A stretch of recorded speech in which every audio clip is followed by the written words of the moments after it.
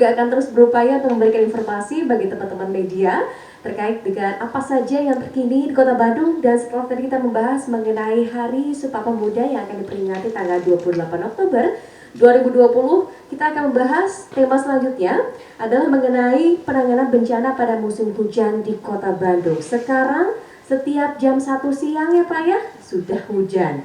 Jam 11 saja sudah mendung gitu ya. Jadi memang tampaknya ini perlu diantisipasi karena kita tahu biasanya nih kalau masyarakat Pak, familiarnya kalau sudah mulai September, Oktober, Desember, nah ini adalah ber ini nih, akhiran selalu musim hujan begitu ya. Nah, kita akan langsung ngajak Anda semua untuk berbincang bersama dengan narasumber kita pada siang hari ini. Yang pertama adalah Bapak Dian Rudianto, Kabid Penanggulangan Bencana, betul ya Pak Dian ya? Kemudian juga di samping Pak Dian adalah Pak Robi Darwan, Kasih Tanggap Darurat Bencana dari Diskar PB Kota Bandung. Selamat siang, Bapak boleh digunakan mic-nya Pak? Apakah sudah Assalamualaikum warahmatullahi wabarakatuh. Selamat siang Bu. Iya baik, waalaikumsalam. Selamat siang juga untuk Pak Dian dan Pak Robi. Terima kasih sudah hadir hari ini. Tema pembahasan kita sangat menarik teman-teman, karena kita sebagai media harus terus menginformasikan kepada masyarakat Kota Bandung terkait dengan antisipasi apa saja di musim penghujan ini. Kalau kita tahu Kota Bandung kalau sudah menghadapi musim hujan, khawatirnya mungkin adalah ketika banjir begitu ya. Tapi ada hal lain yang juga terus perlu diantisipasi oleh pemerintah. Maka dari itu saya ingin tanyakan yang pertama kepada Diskar PB mengenai bencana alam apa saja yang paling berpotensi terjadi di Kota Bandung pada saat musim penghujan tiba. Apakah hanya banjir saja yang familiar di masyarakat atau ada bencana alam lain yang juga harus terus diantisipasi? Silakan Pak. Siap. Assalamualaikum warahmatullahi wabarakatuh. Waalaikumsalam. Sebelumnya kami sampaikan terima kasih yang sangat besar kepada rekan-rekan media telah mengundang kami dalam rangka temanya penanggulangan bencana di Kota Bandung. Kemudian kami sampaikan juga permohonan maaf dari pimpinan kami bahwa pimpinan tidak bisa mengikuti hadir langsung dan menugaskan kami berdua ke hadir di ruangan ini. Tadi yang Ibu disampaikan sebelum kami jawab mengenai bencana kaitan dengan musim penghujan ini, sebelumnya kami sampaikan bahwa seperti tadi yang disampaikan oleh rekan kami dari Dispora, bahwa kami ini semua kita sedang menghadapi juga bencana yang diakibatkan oleh pandemi, yaitu COVID-19. COVID-19 masih berjalan, sekarang kita antisipasi juga musim penghujan Bu. Iya. Bahkan seperti isu nasional, bahkan isu dunia, ada fenomena La Nina. Ya, La Nina ya. Fenomena La Nina yang tentunya berimbas juga ke seluruh wilayah termasuk Kota Bandung Bu. Kaitan tadi yang dipertanyakan oleh Ibu mengenai kesiapan kami dalam musim hujan ini, bahwa bencana itu bukan hanya bencana karena hujan saja Bu, yang disebabkan oleh hujan seperti banjir, tapi ada potensi lain yang perlu masyarakat atau perlu kami sampaikan, kami sosialisasikan kepada masyarakat khususnya Kota Bandung, bahwa di samping banjir bandang atau banjir Cilincang, ada juga Bu karena misalnya bencana Kirmir roboh gitu Bu, atau tanggul jebol gitu Bu. Ya. Jadi dalam musim penghujan ini di samping banjir, kami juga mengantisipasi dan mensosialisasikan kepada masyarakat, menginformasikan bahwa ada potensi bencana selain banjir, yaitu Kirmir roboh, kemudian tanggul jebol. Kirmir roboh dan tanggul jebol ya. Jadi ini dua hal yang perlu diantisipasi, karena sekali lagi kalau bencana mungkin agak sulit kita prediksi ya Pak ya. Betul. Kapan akan terjadi. Nah, tadi bicara mengenai Kirmir jebol dan tanggul yang jebol, ya, betul ya Pak ya? Betul. Nah, ini di daerah mana saja Pak yang kira-kira punya potensi cukup besar dengan bencana alam tersebut? Siap. Akibat musim hujan ini, potensi yang kita perkirakan atau yang kita akan hadapi potensi bencananya itu banjir dan kirmir. Tentunya sama dengan banjir Bu, di sepanjang aliran sungai. Jadi potensinya di sepanjang daerah yang di sepanjang aliran sungai, Bu, di seluruh kota Bandung. Kenapa? Karena meskipun tadi Ibu sampaikan bahwa jam 1 prediksi informasi dari BMKG akan diperkirakan hujan, tapi bahkan sebelumnya jam 1 pun kita sudah menerima kiriman hujan dari daerah tetangga. Oke. Dari Bandung suka dapat kiriman, tapi betul, kirimannya hujan ya Pak? Iya, bukan di Bandung yang ya? belum hujan karena di daerah utara sudah turun hujan lebat. Kita siap-siap menerima dampaknya, Bu. Jadi kalau di daerah utara sudah hujan, ini kita yang harus antisipasi ya Pak? Ya, betul, makanya kami berkoordinasi dengan BMKG juga tidak meminta perakiraan cuaca untuk khusus kota Bandung saja, tetapi untuk Bandung dan sekitarnya, Bu, terutama Bandung Utara, Bu. Jadi kondisinya kalau Bandung Utara sudah hujannya sangat lebat, ini artinya harus ada upaya antisipasi di daerah-daerah yang seringkali adanya terdapat banjir. Mungkin dulu kita familiar Pagarsi ya Pak ya? Iya. Pagarsi ini seringkali kalau daerah utara hujan deras, Pagarsi ini banjir. Betul. Nah, titik mana Pak? Ketika daerah sekitaran Bandung ini hujannya lebat, yang di kota Bandung menjadi terkena dampak cukup signifikan Pak? Ya Bu, jadi bencana itu Bu, kami sebut ada yang rawan, ada juga yang potensi. Nah, kemudian yang tadi yang disampaikan oleh Ibu itu yang rawan, seperti Pagarsi itu, karena rawan itu sering terjadi di daerah itu, maka kita sebut jadi rawan, Bu. Itu maksudnya rawan? Oke, iya. Kalau potensi, tadi mungkin potensinya di sepanjang aliran sungai itu berpotensi, Bu. Jadi misalnya tadi di Pagarsi, kiriman, kita sudah mengantisipasinya dengan menginformasikan kepada jajaran, kemudian kepada aparat kewilayahan, Bu. Baik, jadi ada yang rawan, ada yang berpotensi. Nah, yang rawan ini biasanya kalau di Bandung daerah mana saja nih Pak? Ya, tadi disebutkan seperti daerah yang hampir di sepanjang aliran sungai, Bu. Hampir, jadi agak aja daerah Pagarsi, tapi yang semuanya hampir ada di dekat aliran sungai, ini rawan akan. Betul, kenapa disebut rawan, Bu? Karena tadi ada kaitannya juga dengan lingkungan, jadi pembangunan yang mohon izin kami sampaikan yang tidak beraturan, karena ulah manusia juga, bahkan mungkin kalau kami nyatakan ya karena sikap kita juga, sikap masyarakat juga, Bu. Jadi sudah diingatkan, sudah diantisipasi, sudah dikenalkan ada risiko yang akan dihadapi misalnya, tetapi tetap pembangunan, menambah ruang,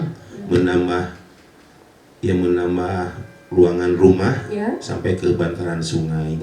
Padahal seperti kita ketahui bantaran sungai ada ruang yang semestinya tidak dibangun gitu, Bu. Belum lagi daerah aliran sungai ini yang sangat dekat sekali dengan masyarakat ya Pak, ya, banyak rumah penduduk begitu ya. Betul, jadi Bu. Pertimbangan khusus untuk terus dilakukan antisipasi. Nah, kalau kita lihat Pak, mungkin musim penghujan baru mulai cukup intensifnya di beberapa minggu terakhir begitu. Nah, sebetulnya selama tahun 2020 ini data yang dimiliki oleh pihak pemerintah Kota Bandung mengenai bencana beserta jumlah korban ini apakah ada yang terjadi Pak selama mungkin kurang lebih 9 bulan terakhir ini? Iya, Bu. Perlu kami sampaikan bahwa tadi data kejadian bencana yang diakibatkan oleh bukan hanya hujan aja, tapi oleh hidrometeorologi, Bu, seperti banjir, angin puting beliung, longsor, kirimi roboh, pohon tumbang, dan bangunan roboh. Ini pada 2019 tercatat pada kami 39 kejadian, Bu. Kemudian tahun 2020 sampai dengan bulan September, awal Oktober itu 43, Bu. Ditambah kemarin kejadian yang seperti di Cidadap, di Asananya, di PT Pagarsi, dan di Sukagali 5 kejadian. Jadi kalau ditambahkan kurang lebih 48 kejadian, Bu, sampai dengan tanggal sekarang, tanggal 27. Apa Pak? Untuk korban tidak ada korban jiwa, Bu. Tidak ada korban jiwa, tapi memang ada 48 kejadian tadi ya Pak ya? 40 kejadian, tidak ada korban jiwa. Ini rata-rata banjir atau? Bisa kami sebutkan, Bu, bervariasi. Banjir 11, angin puting beliung 1 di 2020, longsor 19, Kirimi roboh 10, pohon tumbang 9, bangunan roboh belum. Oke, baik. Ini kalau kita lihat juga Pak mengenai kondisi dari penanggulangan bencana di Kota Bandung selama masa pandemi pasti ada yang berubah ya Pak ya. Kalau dulu mungkin tidak dalam kondisi pandemi, tapi saat ini di dalam kondisi pandemi, apa saja Pak mungkin hambatan yang sempat dialami oleh teman-teman di Skar PB dalam berupaya mengantisipasi adanya bencana di Kota Bandung? Silakan. Tadi di awal kami sampaikan bahwa kita semua sedang dalam masa bencana yang COVID, pandemi gitu ya. Makanya pada saat kami melakukan, pada saat terjadi kejadian bencana, kami melakukan asesmen ke lapangan, pendataan, sekaligus juga melakukan sosialisasi dan peringatan juga untuk masalah protokol kesehatannya, Bu. Kadang seperti kemarin di Kecamatan Cidadap longsor, jadi masyarakat seperti berwisata, Bu, nonton gitunya, pada nonton tidak memakai rumpul gitu Pak. Bu, jadi tidak pada memakai masker, berkerumun.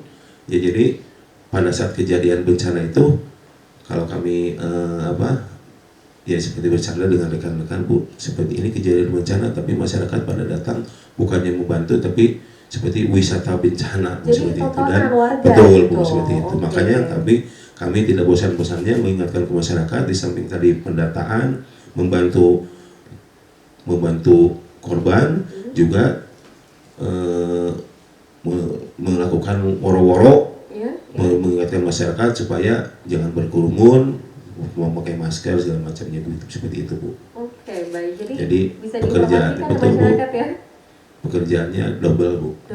Oke, baik. Di masa pandemi belum lagi mengedukasi masyarakat kalau ada bencana ya jangan ditontonin gitu ya. Jadi betul. Ini fakta di lapangan tampaknya memang seringkali ada begitu. Mungkin Pak Robi boleh menambahkan nih Pak.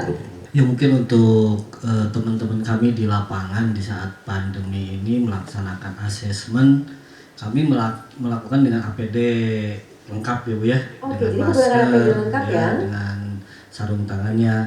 Hanya mungkin untuk masyarakat ini ya butuh kepedulian dari masyarakatnya sendiri ya, kesadaran masyarakatnya sendiri. Karena kalaupun kami tetap woro-woro, kalau masyarakatnya tetap tidak sadar gitu ya dalam untuk kesehatannya sendiri gitu, ya susah juga.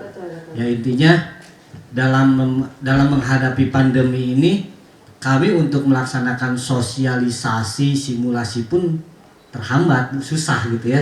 Karena kan tidak boleh berkumpul gitu ya.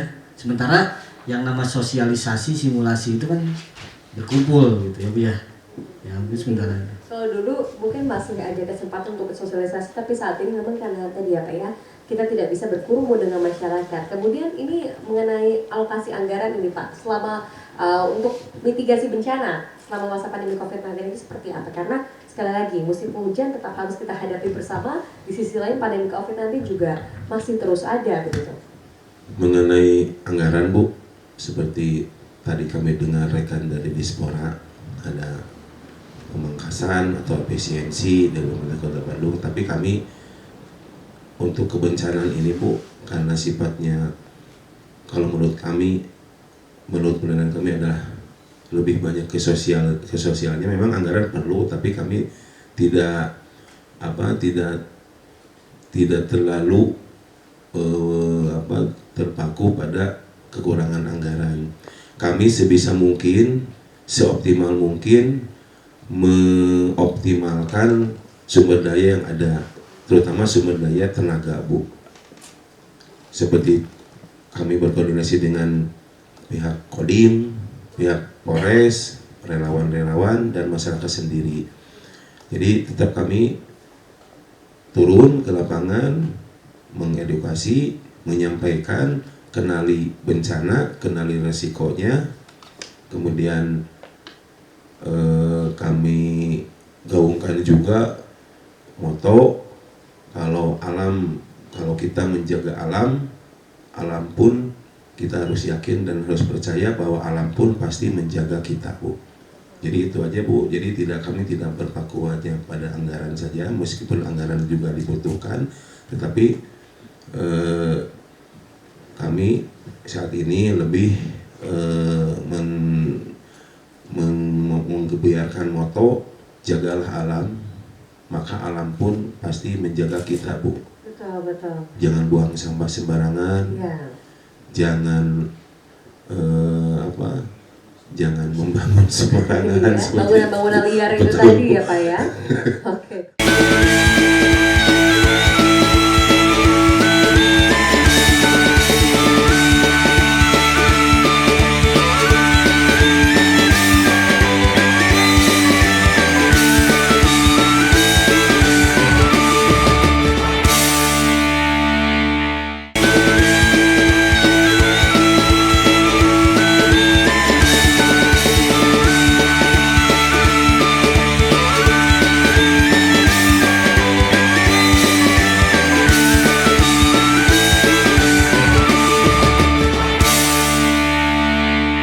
Kalau kita lihat teman-teman dari Diskar PB ini yang paling tahu persis di lapangan kayak apa nih, mungkin kebandelan-kebandelan yang ada begitu ya, mulai dari buang sampah sembarangan, bangunan liar, sampai tadi yang menarik nih Pak, kalau kita bahas mengenai bencana di Kota Bandung, memang dari tahun ke tahun tidak begitu banyak perubahan ya Pak ya, memang banjir, kir-kir jebol dan lain sebagainya. Tapi sebetulnya Pak, adakah jenis bencana di Kota Bandung ini yang agak sulit untuk diatasi atau perlu effort yang jauh lebih banyak begitu Pak, melibatkan banyak SDM mungkin dari Diskar PB? Dari data yang kami catat, Bu, dari berbagai macam kejadian dari beberapa tahun terakhir,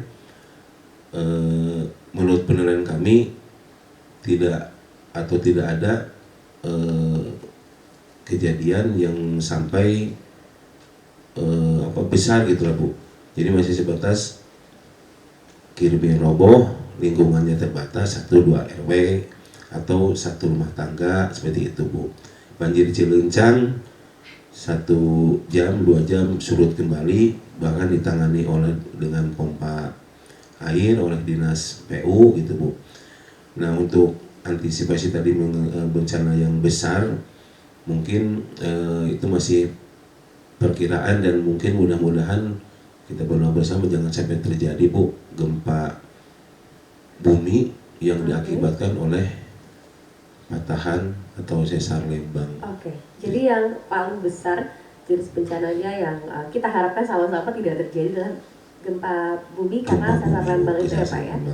Oke, baik. Nah, tentu kita tidak berharap hal itu terjadi, tapi mengenai bencana alam yang jauh lebih besar sifatnya, apa saja Pak antisipasi yang dilakukan oleh pihak Diskar PB sendiri? Ada yang namanya untuk lingkungan ya, ada yang namanya inaris personal, itu dibuat oleh BNPB, Bu, dimana kita bisa melihat kita di wilayah ini tuh potensi bencananya apa gitu. Nah, di situ juga ditunjukkan jalur evakuasinya kemana gitu. Ya mungkin disarankan untuk masyarakat juga perlu kayaknya aplikasi ini, dimana kalau kita misalkan lagi piknik gitu ya Bu ya, nah kan ke daerah itu kita malah nggak tahu ini potensinya apa, Betul, betul. jalur evakuasinya kemana gitu. Nah itu. Ya, jadi kalau kita ingin berpergian minimal kita tahu ya potensi bencana di daerah itu, harus bagaimana ketika ada bencana, penting ya Pak ya? Ya betul Bu, penting Oke, sekali. baik. Ya, intinya kan kalau buat kita yang tadi kata Pak Kabit, kita ke setiap ruangan, apalagi namanya gedung, kita harus mengetahui jalur evakuasi kemana. Betul, betul. Karena yang akan menyelamatkan diri kita itu diri kita sendiri, evakuasi mandiri. Betul, betul. Karena ada seringkali istilah kita yang pertama harus dilakukan adalah kalau naik pesawat saja selamatkan diri sendiri dulu baru orang lain gitu ya. Oke, baik. Nah, ini penting ya. Jadi Sanes bicara tega, bukannya tega tapi diri dulu. diri dulu begitu ya, betul-betul. Jadi ini bicara mengenai penyelamatan bencana selama musim hujan, teman-teman, kita nggak bisa berharap terhadap pemerintah, tapi kitanya juga harus ada upaya karena pemerintah terus berupaya untuk melakukan antisipasi begitu ya Pak ya. Oke, baik. Kemudian bicara mengenai langkah strategis Pak dalam penanganan bencana di Kota Bandung, karena tadi jenis bencananya mungkin dari tahun ke tahun tidak begitu banyak perubahan, tapi langkah strategisnya apa saja nih Pak? Ya, Bu. Perlu kami sampaikan, Bu, langkah yang paling strategis itu adalah di kami itu memang benar nomenklaturnya bidang penanggulangan bencana. Jadi Dinas Kebakaran dan Penanggulangan Bencana. Tetapi kami keterbatasan dengan kewenangan. Maka dari 2017 itu pemerintah Kota Bandung sudah membentuk dengan Perwal 626 tahun 2017 tentang Satuan Pelaksana Penanggulangan Bencana. Ketuanya Bapak Wali Kota, wakil ketuanya para Porkopimda, pimpinan pemerintah daerah, kemudian ketua pelaksana hariannya Bapak Sekda, wakil ketuanya adalah pimpinan kami, kepala dinas kebakaran dan penanggulangan bencana. Kami pada saat sekitar tanggal 22 Pak Sekda sudah menugaskan kepada seluruh instansi yang terlibat pada Satlak Penanggulangan Bencana rapat secara virtual Bu untuk persiapan antisipasi musim hujan ini. Jadi penanggulangan bencana di Kota Bandung itu sudah ada sudah dipimpin langsung oleh Bapak Wali Kota melalui Satuan Pelaksana Penanggulangan Bencana Kota Bandung. Jadi sudah dibentuk tim khusus untuk bencana ini ya Pak ya, penanggulangan bencana ya. Oke baik, jadi ternyata sekali lagi dari Diskar PB tidak bekerja sendiri, perlu ada sinergitas dengan dinas-dinas instansi yang lain begitu ya Pak ya. Oke baik, ini masyarakat juga harus terus berpartisipasi supaya terus ya meningkatkan literasi mengenai mitigasi bencana. Kemudian kalau kita bicara mengenai ketersediaan dari kondisi mungkin peralatan atau logistik yang harus dipenuhi Pak dalam penanggulangan bencana, sejauh ini ketersediaan apakah cukup aman Pak melihat kondisi musim penghujan saat ini? Ya Bu, pada saat kami selesai melaksanakan rapat virtual yang dipimpin oleh Bapak Sekda hari Kamis, kemudian dilanjut dengan hari Jumatnya kami melakukan apel siaga kebencanaan, kesiapsiagaan bencana di Makodim Kota Bandung Bu. Kami khususnya dari Dinas Kebakaran dan Penanggulangan Bencana kami tampilkan atau kami hadirkan peralatan bencana seperti perahu karet 4 unit, tenda pengungsi, tenda darurat, kemudian mesin pompa air Bu, dan tentunya personil jadi kami juga kadang-kadang perlu merasa bersyukur Bu dengan adanya Satlak PP atau Dinas Kebakaran dan Penanggulangan Bencana. Jadi kami seluruh jajaran Dinas Kebakaran, baik dari kebetulan kami ada 4 unit pelaksana teknis Bu yang tersebar di 4 wilayah. Kami semua diperintahkan oleh pimpinan untuk siap siaga bencana Bu. Jadi bukan hanya khusus mengenai kebakaran saja, tapi kebakaran sekarang ditambah dan penanggulangan bencana Bu. Jadi personil kami, rekan-rekan ada kurang lebih 350 orang ditunjang dengan kendaraan-kendaraan kebakaran dan peralatan lainnya siap siaga penuh Bu. Jadi semuanya dengan logistik yang tersedia diharapkan bisa terus menjaga Kota Bandung ya Pak ya dari bencana alam. Kemudian kalau kita bahas mengenai SDM, sejauh ini bagaimana Pak kesiapan dari SDM yang dimiliki Diskar PB dalam menghadapi bencana alam khususnya di masa musim penghujan kali ini? Bukan hanya di bidang penanggulangan bencana, tapi di Dinas Kebakaran kami sudah dilatih mengenai kebencanaan seperti evakuasi korban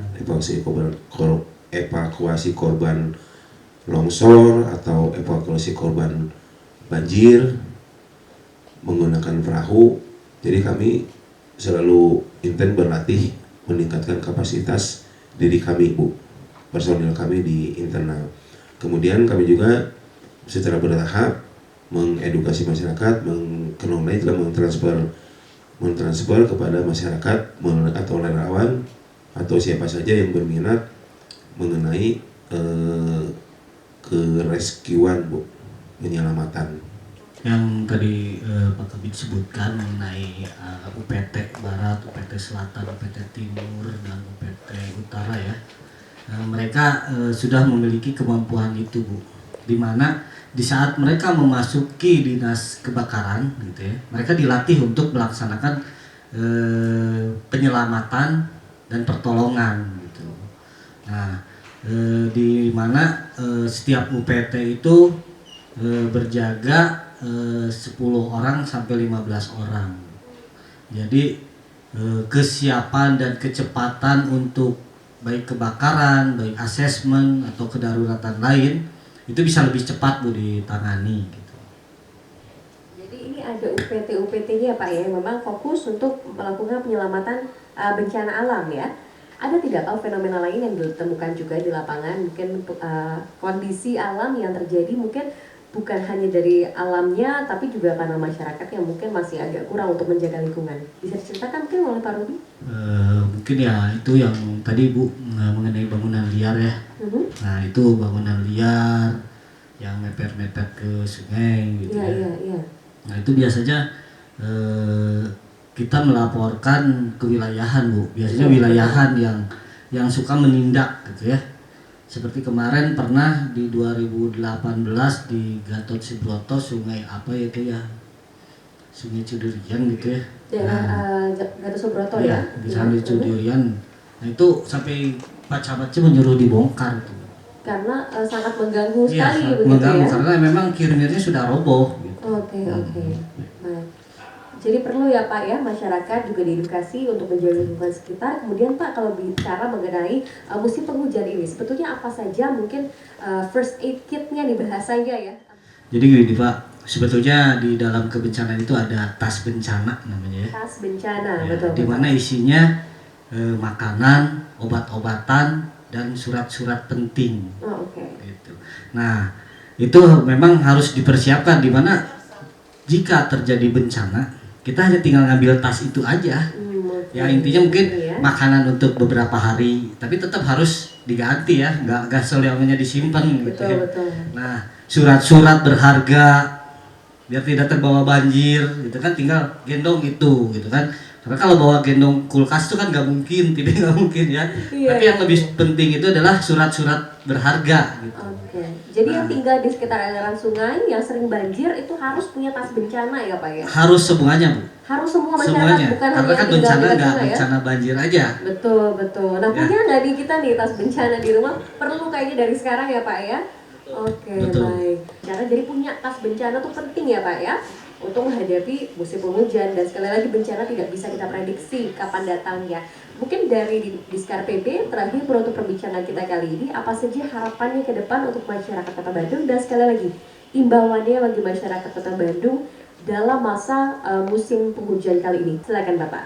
Baik Bu, terima kasih. Tapi seperti yang kami sampaikan tadi di awal, bahwa kami selalu menyampaikan kepada masyarakat itu adalah yang pertama, kenali bencana, kemudian kenali resikonya. Setelah tahu bencana, apa resikonya, kalau kita tadi misalnya perlu apa, perlu bertindak seperti apa, sudah bisa tergambar oleh masyarakat. Kemudian yang paling utama adalah tadi Bu, jaga alam, maka alam pun pasti menjaga kita. Kemudian ya jangan membuang sampah sembarangan, jangan berperilaku seenaknya gitu Bu. Jadi kalau ada himbauan dari pemerintah diturut gitu Bu, dijalankan oleh masyarakat, ya jangan banyak membandelnya lah gitu Bu. Jangan banyak Jadi yang membandel. intinya adalah jagalah alam, Mhm. maka pasti alam juga menjaga kita semua Bu. Itu besar harus harapannya yakin ya. dan percaya pada hal-hal yang tadi Bu. Luar biasa. Alam pasti akan menjaga kita lagi. Dari Pak Robi Boleh Pak, menambahkan Bu? silakan. Ya mungkin Robi mah hanya ke ini Bu, ke Living Harmony with Disaster Bu.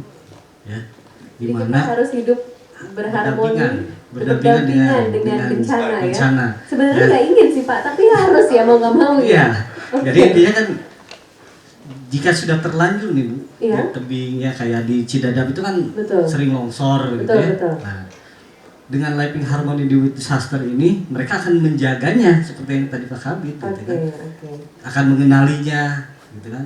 Jadi kalau kita hanya merasa takut dengan bencana, kan susah juga, mereka harus pindah atau gimana gitu Iya, ya. betul. Jadi kita harus hidup berharmoni dengan bencana, harus bersahabat mau tidak mau, karena sekali lagi bicara mengenai bencana ini hal yang tidak bisa kita prediksi, tapi kita bisa antisipasi. Iya, Jadi mungkin- dari sini ya penting punya tas bencana ya Pak ya. Ya, mungkin dari COVID-nya juga Living Harmony with Disaster ini ya dengan menjalankan AKB itu. Iya, AKB protokol kesehatan juga harus berjalan karena hidup harus terus berjalan ya Pak ya, begitu, nggak mungkin kita stuck hanya karena bencana dan lain sebagainya. Menarik sekali perbincangan hari ini, saya dapat ilmu penting bahwa ternyata pentingnya punya tas bencana ya, karena kalau tadi saya bilang oh yang punya tas bencana ini harus yang tinggal di bantaran sungai, enggak, semua orang harus punya ya Pak ya, terutama bencana alam yang cukup besar nantinya yang kita harapkan tidak terjadi sebetulnya ya di Kota Bandung adalah tadi gempa bumi yang ada di karena ini ya Pak ya tadi ya patahan Lembang tadi begitu ya. Kita harapkan tidak terjadi, tapi masyarakat Kota Bandung saya yakin pintar-pintar untuk terus menjadi masyarakat yang tanggap akan bencana ya. Terima kasih banyak tentunya pada hari ini kita sudah berbincang bersama dengan Pak Adian Rudianto, Kabid Penanggulangan Bencana, betul ya Bapak, kemudian juga Pak Robi Darwan, Kasih Tanggap Darurat Bencana dari Diskar PB. Kita harapkan teman-teman media bisa terus menyambung informasi yang tadi disampaikan kepada seluruh masyarakat Kota Bandung.